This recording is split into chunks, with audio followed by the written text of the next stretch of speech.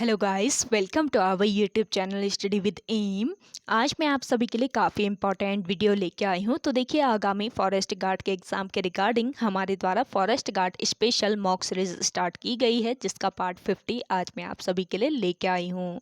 ये जो mock series है ये आपको डेली प्रोवाइड कराई जा रही है, जो कि आपके आगामी फॉरेस्ट गार्ड के एग्ज़ाम के लिए इम्पॉर्टेंट है। साथ ही साथ अदर उत्तराखंड एग्ज़ाम के लिए भी ये मॉक सीरीज़ इम्पॉर्टेंट रहने वाली है। तो आप सभी लोग हमारी इस सीरीज में स्टार्टिंग से लेकर एंड तक बने रहें। इस सीरीज में हमारे द्वारा करंट के क्वेश्चंस भी इंक्लूड किए गए हैं, ताकि करंट अफेयर्स भी आपके इसी मॉक सीरीज से ही कवर हो जाएं। तो चलिए आज के इस मॉक सीरीज को स्टार्ट करते हैं। स्टार्ट करने से पहले जिन लोगों ने अभी तक हमारे YouTube channel study with M को सब्सक्राइब नहीं किया है वो सब्सक्राइब कर लें। साथ ही साथ बगल में जो बेल आइकन दिख रहा है इसे भी प्रेस कर लें, ताकि हम कोई भी वीडियो डालते हैं तो उसका नोटिफिकेशन आपके पास जल्द से जल्द पहुंच जाए। आप सभी लोग हमारी टेलीग्राम चैनल को भी ज्वाइन कर सकते हैं। अराउंड 6.7 के यहाँ पे ग्रुप मेंबर्स हो चुके हैं। सुबह 10 बजे और शाम 8 बजे यहाँ पे क्विज का आयोजन भी कराया जाता है। इसके अलावा अदर इम्पॉर्टेंट अपडेट्स पीडीएफ यहीं पे शेयर की जाती हैं। लिंक आपको उसका डिस्क्रिप्शन बॉक्स में मिल जाएगा। बढ़ते हैं आज की वीडियो की ओर।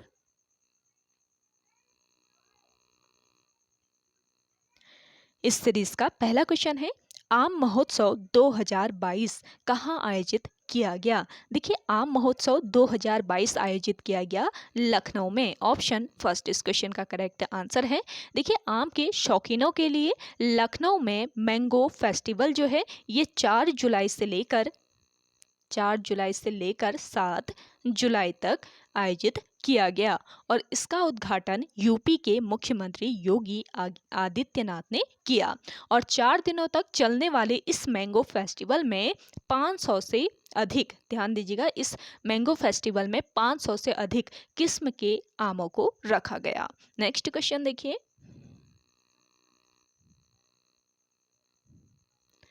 नाटो शिखर सम्मेलन 2022 कहाँ आयोजित किया गया। देखिए, नाटो शिखर सम्मेलन 2022 आयोजित किया गया कहाँ पर, स्पेन में। ऑप्शन फर्स्ट इस क्वेश्चन का बिल्कुल राइट आंसर हो जाएगा।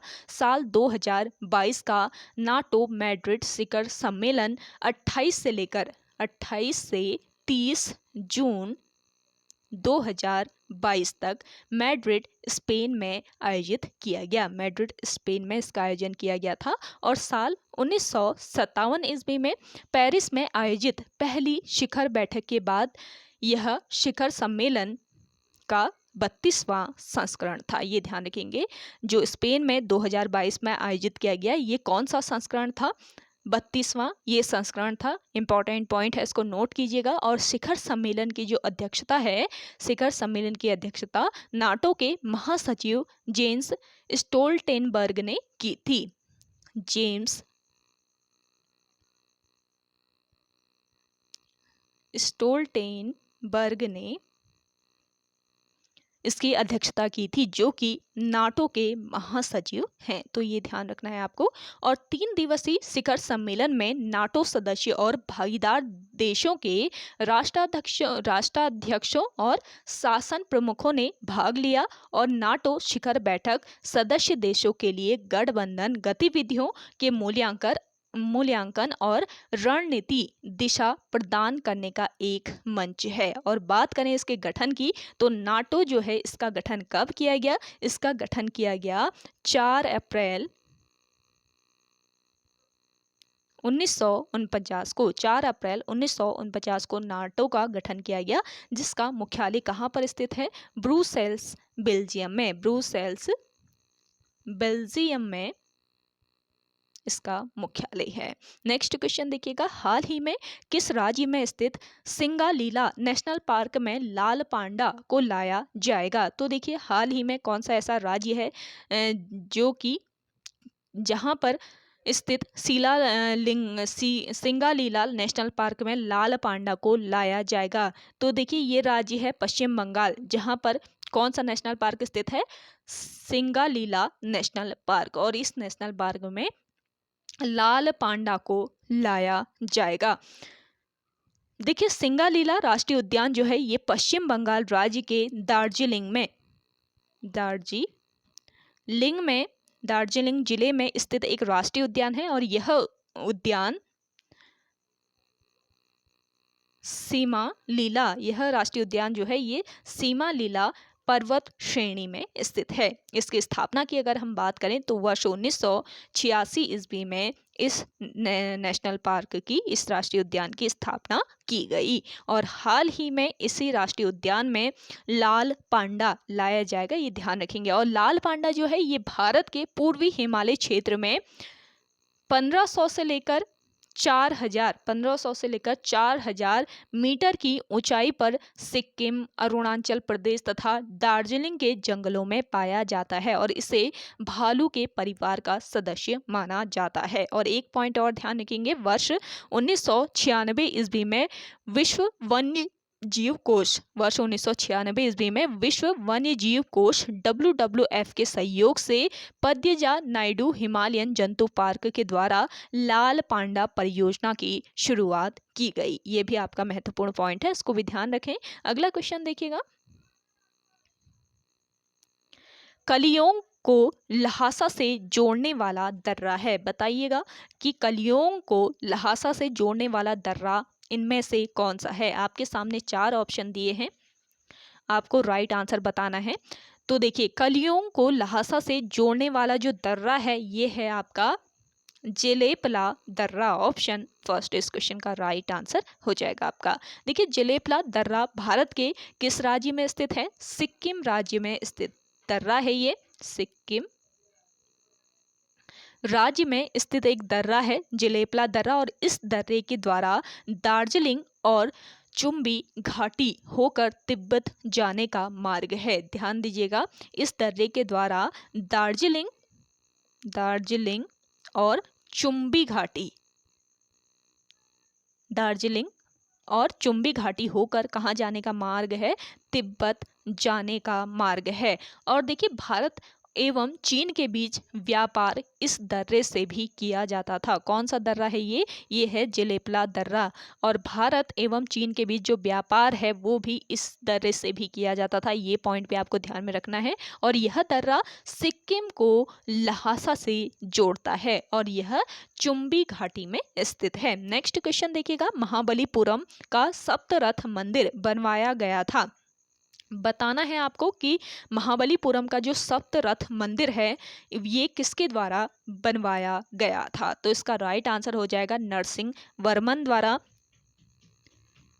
सप्तरथ मंदिर बनवाया गया था, जो कि महाबलीपुरम का एक मंदिर है। ऑप्शन सेकेंड यहाँ पे आपका राइट आंसर हो जाएगा। देखिए, महाबलीपुरम की बात करें तो महाबलीपुरम भारत के तमिलनाडु राज्य के चेंगलपट्टू जिले में स्थित है। किस जिले में? चेंगलपट्टू जिले में स्थित है। महाबलीपुरम भारत के तमिलनाडु राज्य के चेंगलपट्टू जिले में स्थित एक शहर है और यह मंदिरों का शहर राज्य की राजधानी चेन्नई से 55 किलोमीटर दूर बंगाल की खाड़ी के तटस्थ है, यानी कि बंगाल की खाड़ी के ये निकट ही है। और यह प्राचीन शहर अपने भव्य मंदिरों, स्थापत्य और सागर तटों के लिए काफ़ी प्रसिद्ध है। और देखिए, 7वीं शताब्दी की बात करें तो 7वीं शताब्दी में यह शहर पल्लव राजाओं की राजधानी हुआ करती थी। महाबलीपुरम के सप्तरथ मंदिर का जो निर्माण है वो किसने करवाया था? नरसिंह वर्मन प्रथम द्वारा करवाया गया था। महाबलीपुरम के एकाश्मक रथों का निर्माण नरसिंह वर्मन प्रथम के द्वारा करवाया गया था। ये ध्यान रखेंगे, महाबलीपुरम के जो एकाश्मक रथ थे तो एकाश्मक रथों का निर्माण भी नरसिंह वर्मन प्रथम के द्वारा करवाया गया था। और रथ मंदिरों में धर्मराज रथ, अर्जुन रथ, नकुल रथ, सहदेव रथ और द्रौपदी रथ प्रमुख थे। रथ मंदिरों में कौन कौन से थे? एक तो था धर्मराज रथ, दूसरा अर्जुन रथ, नकुल रथ, सहदेव रथ, द्रौपदी रथ। तो ये रथ इसमें प्रमुख थे, जिसका निर्माण किसके द्वारा कराया गया था? एकाश्मक रथों का निर्माण नरसिंह वर्मन द्वारा करवाया गया था। अगला देखिएगा, अकबर का मकबरा कहाँ पर स्थित है? देखिए, अकबर का जो मकबरा है वो कहाँ पर स्थित है? ये है सिकंदरा में। ऑप्शन फर्स्ट यहाँ पे आपका बिल्कुल राइट आंसर हो जाएगा। देखिए, सिकंदरा जो है ये आगरा से सिकंदरा आगरा से 4 किलोमीटर की दूरी पर स्थित है और यहाँ का सबसे महत्वपूर्ण जो स्थान है वो कौन सा स्थान है? अकबर का मकबरा है और इसका निर्माण कार्य स्वयं अकबर ने शुरू कराया था। निर्माण कार्य जो है वो किसने शुरू कराया था? स्वयं अकबर ने शुरू करवाया था और यह मकबरा हिंदू, ईसाई, इस्लामिक, बौद्ध और जैन कला का सर्वोत्तम मिश्रण है। लेकिन इसके पूरा होने से पहले ही अकबर जो है इनकी मृत्यु हो जाती है। तो अकबर की मृत्यु के बाद उनके पुत्र जहांगीर ने इसको पूरा करवाया था। पूछा जाए कि अकबर का जो मकबरा है इसको किसने पूरा करवाया, तो जहांगीर, इनके पुत्र जहांगीर के द्वारा इसको पूरा करवाया गया था। जहांगीर ने मूल योजना में परिवर्तन किए थे। मूल योजना जो अकबर के द्वारा बनाई गई थी, तो मूल योजना में जहांगीर के द्वारा कई परिवर्तन किए गए। और देखिए सिकंदरा का नाम सिकंदर लोदी के नाम पर पड़ा। सिकंदरा जो नाम है किसके नाम पर पड़ा है? सिकंदर लोदी के नाम पर पड़ा है। और देखिए जो आपका अकबर का मकबरा है, तो मकबरे के चारों कोनों पर 3 मंजिला मीनारें हैं और ये मीनारें लाल पत्थरों से बनी हैं जिन पर संगमरमर का सुंदर काम किया गया है। तो आपको ध्यान में रखना है अकबर का जो मकबरा है कहाँ पर स्थित है? सिकंदरा में स्थित है। अगला देखिएगा, आप सभी को आज का ये सेशन पसंद आ रहा है तो लाइक कर लीजिए। जिन लोगों ने अभी भी हमारे YouTube channel study with M को सब्सक्राइब नहीं किया है वे लोग जरूर सब्सक्राइब कीजिए और इस सेशन को ज़्यादा से ज़्यादा आप सभी लोग शेयर कीजिए अपने दोस्तों के साथ, अपने व्हाट्सएप ग्रुप्स में। डेली आपको रात को 8 बजे ये सीरीज़ प्रोवाइड कराई जा रही है जो कि आपके आगामी फॉरेस्ट गार्ड के एग्ज़ाम के लिए इम्पॉर्टेंट है और उत्तराखंड पुलिस के लिए भी ये सीरीज़ मोस्ट इम्पॉर्टेंट है क्योंकि देखिए करंट अफेयर, इसके अलावा आपको इसमें जीके, जीएस, ज्योग्राफी सभी क्वेश्चन मिल जा रहे हैं। तो आप सभी लोग उत्तराखंड पुलिस वाले भी इस सीरीज़ को जरूर फॉलो कीजिएगा, काफ़ी महत्वपूर्ण ये सीरीज़ है। चलिए अगला है आपका धुमकरिया किस जनजाति की सामाजिक संस्था है? देखिए धुमकरिया इंपॉर्टेंट क्वेश्चन है, आपको बताना है कि धुमकरिया जो है वो किस जनजाति की सामाजिक संस्था है। तो देखिए धुमकरिया जो है ये किस जनजाति की? उराव जनजाति की सामाजिक संस्था है। ऑप्शन फर्स्ट यहाँ पे आपका बिल्कुल करेक्ट आंसर हो जाएगा। धुमकरिया उराव जनजाति के युवा शयनागार है। और देखिए धुमकरिया उराव समुदाय के लिए सांस्कृतिक शिक्षा केंद्र का प्रतिनिधित्व करता है। धुमकरिया जो है ये क्या करता है? उराव समुदाय के लिए सांस्कृतिक शिक्षा केंद्र का प्रतिनिधित्व करता है। इसकी मूलभूत प्रयोजन समुदाय के जो इसका मूलभूत प्रयोजन है वो समुदाय के युवाओं को एक आदर्श इंसान बनाना है और खासकर दूसरों के लिए सम्मान, जीवन में अनुशासन, दूसरों के लिए सम्मान और जीवन में अनुशासन, इसके अलावा आत्मनियंत्रण के मामले में युवाओं को प्रेरित करना है। तो इसका जो मूलभूत प्रयोजन है ये समुदाय के युवाओं को एक आदर्श इंसान बनाना है। और किन मामलों में आदर्श इंसान बनाना है? खासकर दूसरे के लिए सम्मान, जीवन में अनुशासन और आत्म नियंत्रण के मामले में। अगला देखिएगा, किस प्रकार के प्रदूषण से बचाव के लिए ग्रीन मफलर का प्रयोग किया जाता है? मोस्ट इंपॉर्टेंट क्वेश्चन है। तो देखिए कौन सा ये प्रदूषण है जिसके बचाव के लिए ग्रीन मफलर का यूज किया जाता है? तो इसका राइट आंसर हो जाएगा ध्वनि प्रदूषण। ऑप्शन फोर्थ यहाँ पे आपका राइट आंसर हो जाएगा। देखिए ग्रीन मफलर अधिक आबादी वाले या फिर ध्वनि प्रदूषण वाले क्षेत्रों जैसे कि सड़कों के किनारे, औद्योगिक क्षेत्रों और राजमार्गों के आसपास के रिहायशी इलाकों में 4 से लेकर 6 पंक्तियों में वृक्षारोपण कर ध्वनि प्रदूषण को कम करने की एक तकनीक है। ये ध्यान रखेंगे। ग्रीन मफलर क्या है ये आपको भी पता रहना चाहिए, काफ़ी महत्वपूर्ण ये क्वेश्चन है। ग्रीन मफलर जो है ये अधिक आबादी वाले या फिर ध्वनि प्रदूषण वाले क्षेत्रों जैसे कि सड़कों के किनारे, औद्योगिक क्षेत्रों और राजमार्गों के आसपास के रिहायशी इलाकों में 4 से लेकर 6 पंक्तियों में वृक्षारोपण कर ध्वनि प्रदूषण को कम करने की एक तकनीक है ताकि घने पेड़ ध्वनि प्रदूषण को कम कर सकें, क्योंकि पेड़ जो होते हैं वो ध्वनि को फिल्टर करते हैं और इसे नागरिकों तक पहुंचने से रोकते हैं। तो ग्रीन मफलर जो है इसका उपयोग ध्वनि प्रदूषण को कम करने के लिए किया जाता है। अगला देखिएगा,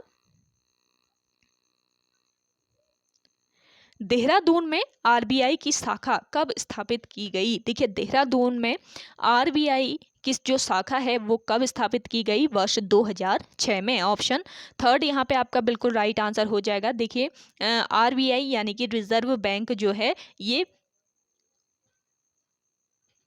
भारत का एक केंद्रीय बैंक है। भारतीय रिजर्व बैंक जो है ये भारत का एक केंद्रीय बैंक है और यह भारत के सभी बैंकों का संचालन करता है। रिजर्व बैंक जो है ये भारत की अर्थव्यवस्थाओं को भी नियंत्रित करता है और इस बैंक की स्थापना की बात करें तो वर्ष 1935 ईस्वी में इसकी स्थापना की गई और इसकी एक शाखा देहरादून में कब स्थापित की गई? वर्ष 2006 में। और इसकी स्थापना 1935 को reserve bank of India act 1934 के अनुसार हुई थी। ये ध्यान रखें, इंपॉर्टेंट पॉइंट है। अगला देखिएगा, हनौल निम्न में से किस जनजाति किस जनजाति समाज का मुख्य तीर्थ स्थल है? तो देखिए हनौल जो है आपको बताना है किस जनजाति समाज का प्रमुख तीर्थ स्थल है। तो देखिए हनौल जो है ये जौनसारी जनजाति समाज का मुख्य तीर्थ स्थल है। ऑप्शन फोर्थ बिल्कुल करेक्ट आंसर हो जाएगा। हनौल जो है ये देहरादून में, कहाँ पर स्थित है? ये देहरादून में। किस नदी के तट पर? टोंस नदी के तट पर महासू देवता का मंदिर है। जो आपका हनौल है वो किस देवता का? महासू देवता का मंदिर है जो कि भगवान शिव को समर्पित है। और हनौल का प्राचीन नाम क्या था? ये भी ध्यान रखिए, इंपॉर्टेंट पॉइंट है। चकरपुर जो है वो हनौल का प्राचीन नाम था। और हुणा भाट ने, ध्यान दीजिएगा, हुणा भाट ने हनौल मंदिर का निर्माण कराया था और यह जौनसार भाबर के लोगों का सबसे बड़ा तीर्थ स्थल है। हनौल जो मंदिर है, हनौल मंदिर किस शैली का बना है? आपसे पूछा जा सकता है। आप सभी लोग कमेंट करके बताइएगा जो हनौल मंदिर है वो किस शैली में निर्मित किया गया है। और देखिए हनौल मंदिर जो है ये कितने कक्षों में? 3 कक्षों में बटा हुआ है। ये पॉइंट पे आपको ध्यान रखना है। अगला देखिए, संस्कृत अकादमी की स्थापना की गई है। देखिए संस्कृत जो अकादमी है इसकी स्थापना कहाँ पर की गई है? हरिद्वार में इसकी स्थापना की गई है। ऑप्शन सेकंड यहाँ पे आपका राइट आंसर हो जाएगा। देखिए राज्य में संस्कृत के विकास हेतु मुख्यमंत्री की पदेन अध्यक्षता वाली संस्कृत अकादमी की स्थापना की गई है और इस अकादमी का जो मुख्य कार्य है कहाँ पर है? कार्यस्थान, मुख्य कार्यस्थान कहाँ पर है? तो इस अकादमी का मुख्य कार्यस्थान हरिद्वार स्थित जयराम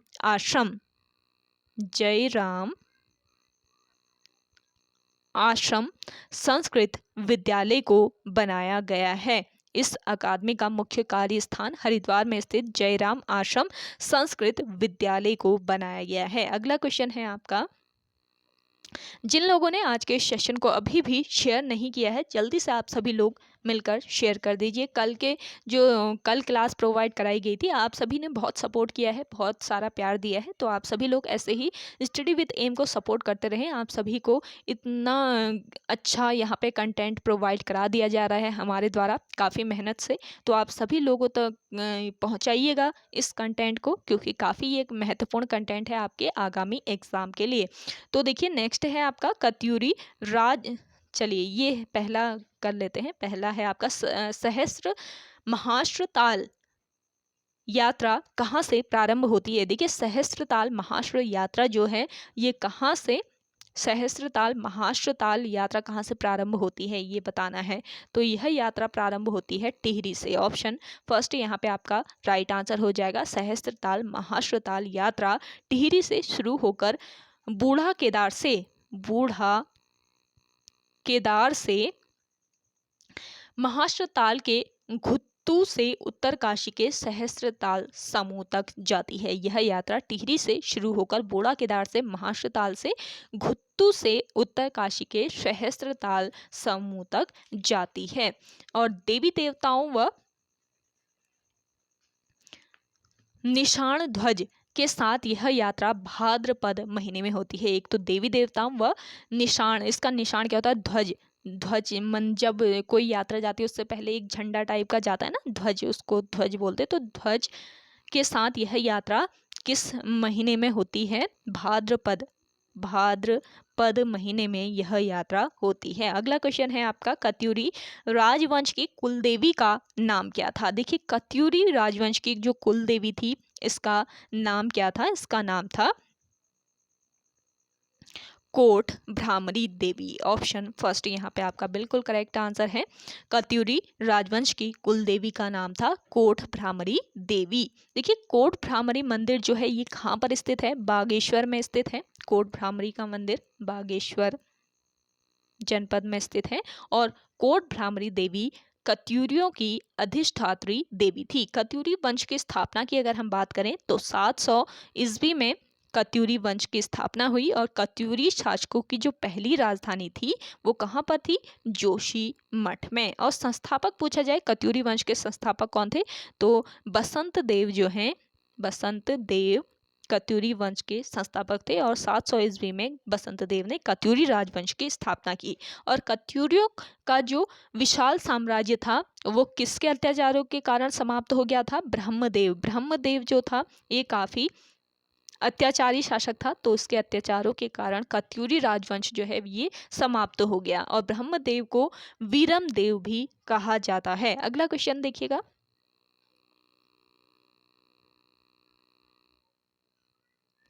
चंद शासन काल में रुद्रपुर को किस नाम से जाना जाता था? देखिए चंद शासन काल की अगर हम बात करें तो रुद्रपुर को किस नाम से जाना जाता था? बोक्साड़ नाम से। ऑप्शन सेकंड यहाँ पे आपका राइट आंसर हो जाएगा। देखिए रुद्रपुर की स्थापना जो है वो किसने की थी? रुद्रचंद। चंद शासक रुद्रचंद के द्वारा रुद्रपुर की स्थापना की गई थी और रुद्रचंद ने रुद्रपुर में एक सैन्य शिविर की भी स्थापना की। और चंद शासन काल में रुद्रपुर को किस नाम से जाना जाता था? बोक्साड़ नाम से। रुद्रपुर जो है वो किस नदी के तट पर स्थित है?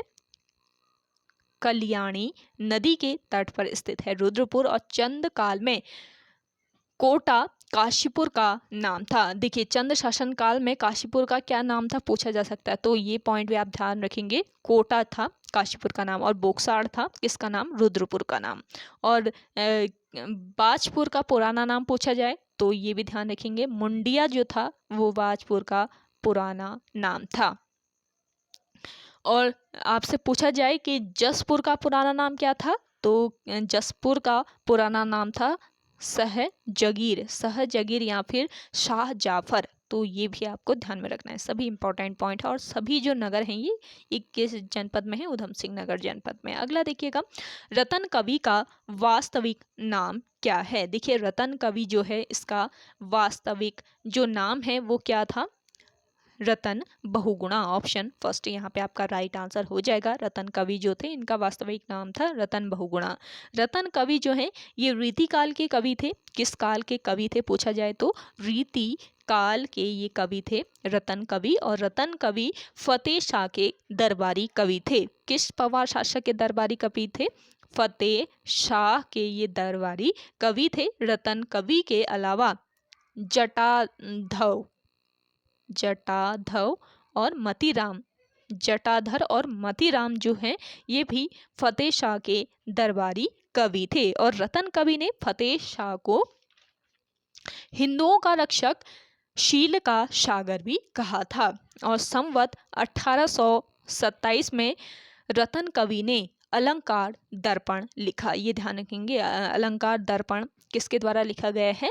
रतन कवि के द्वारा लिखा गया है। अगला देखिएगा, नेक्स्ट है आपका, उत्तराखंड में माउंटेन गोट के नाम से प्रसिद्ध हैं। तो देखिए माउंटेन गोट के नाम से कौन प्रसिद्ध है? चंद्रप्रभा ऐतवाल। ऑप्शन थर्ड यहाँ पे आपका बिल्कुल करेक्ट आंसर है। देखिए चंद्रप्रभा ऐतवाल जो है इनका संबंध किस जनपद से? पिथौरागढ़ जनपद से इनका संबंध है। और चंद्रप्रभा ऐतवाल को वर्ष 1981 ईस्वी में किस पुरस्कार से सम्मानित किया गया? अर्जुन पुरस्कार से इनको वर्ष 1981 में सम्मानित किया गया है।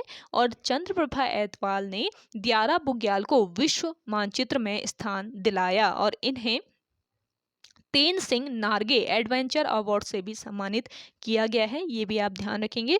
अगला क्वेश्चन देखिएगा, सौर ऊर्जा का प्रयोग करने वाले प्रथम वैज्ञानिक हैं। देखिए सौर ऊर्जा का प्रयोग करने वाले जो प्रथम वैज्ञानिक है ये कौन है? पंडित श्री कृष्ण जोशी। ऑप्शन फोर्थ यहाँ पे आपका बिल्कुल राइट आंसर है।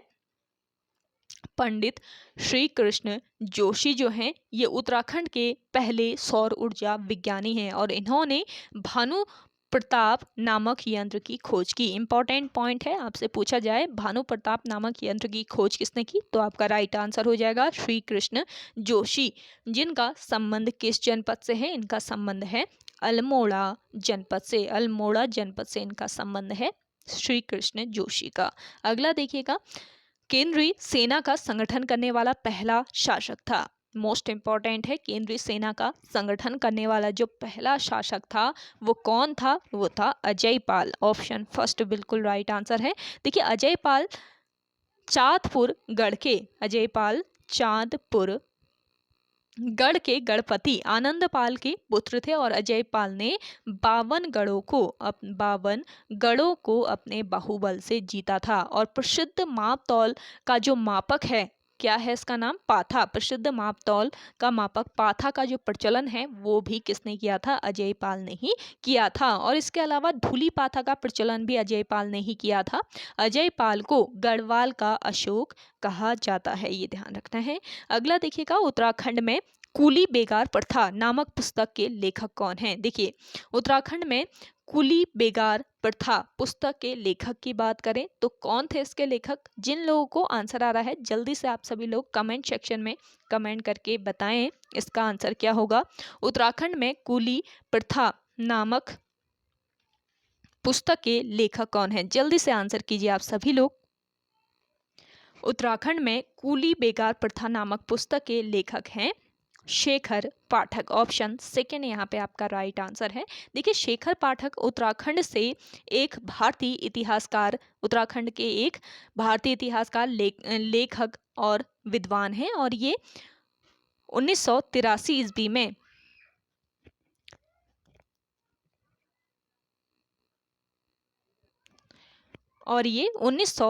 ईस्वी में स्थापित हिमालय क्षेत्र अनुसंधान के लिए पीपुल्स एसोसिएशन के संस्थापक थे। ये ध्यान रखेंगे, इंपॉर्टेंट पॉइंट है। जो आपके शेखर पाठक जो हैं ये वर्ष 1983 ईस्वी में स्थापित हिमालय क्षेत्र अनुसंधान के लिए पीपुल्स एसोसिएशन के संस्थापक थे और 2007 में इन्हें पद्मश्री अवार्ड से सम्मानित किया गया। कूली बेगार पर आधारित फिल्म पूछी जाए आपसे तो ये ध्यान रखिए, मधुली फिल्म जो है ये कूली बेगार पर आधारित फिल्म है और कूली बेगार प्रथा नामक जो पुस्तक है इसके लेखक हैं कौन, शेखर पाठक। तो ये दोनों ही पॉइंट आपको ध्यान में रखने हैं। चलिए लास्ट क्वेश्चन है आज के सेशन का, देवभूमि मुस्कान योजना किससे संबंधित है। आपके सामने 4 ऑप्शन दिए हैं, आपको सही आंसर बताना है। जिन लोगों को आंसर आ रहा है कमेंट करके बताएं जल्दी से। देखिए देवभूमि मुस्कान योजना जो है ये संबंधित है किससे, शिक्षा से। ऑप्शन 4 तो यहाँ पे आपका बिल्कुल सही आंसर है। देवभूमि मुस्कान योजना वर्ष 2009 में शुरू की गई और यह योजना समाज के वंचित वर्ग के छात्रों के उत्कृष्ट शिक्षा, जो आपके समाज के वंचित वर्ग के छात्र हैं उनको उत्कृष्ट शिक्षा दिलाने के लिए शुरू की गई और इस योजना के तहत निःशुल्क शिक्षा दी जाती है। इसके लिए राज्य में कुल 41 शिक्षा केंद्र चिन्हित किए गए हैं। तो देवभूमि मुस्कान योजना जो है ये किससे, शिक्षा से संबंधित है। तो ओके गाइस, आज के सेशन में इतना ही। आई होप आपको आज का ये सेशन पसंद आया होगा। अगर आप सभी को आज का ये सेशन पसंद आता है तो इस सेशन को लाइक कीजिए, शेयर कीजिए। जिन लोगों ने अभी भी हमारे YouTube channel study with M को सब्सक्राइब नहीं किया है वे लोग जरूर सब्सक्राइब कर लीजिए। चलिए मिलते हैं एक नेक्स्ट इंटरेस्टिंग वीडियोज़ के साथ, तब तक के लिए धन्यवाद।